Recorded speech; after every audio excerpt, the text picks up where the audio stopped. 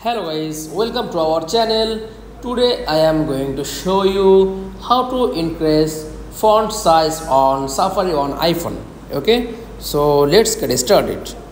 Then first of all, click on your Safari browser. Okay, then search on new movies.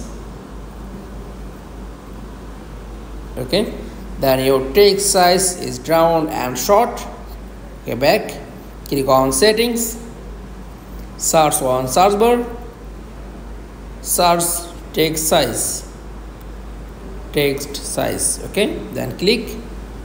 Then this volume button is short and round, then swipe right.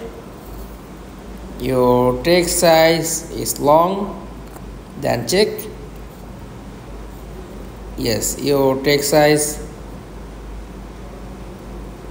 long. That's all. Thanks for watching. Please like, comment and subscribe. Thank you.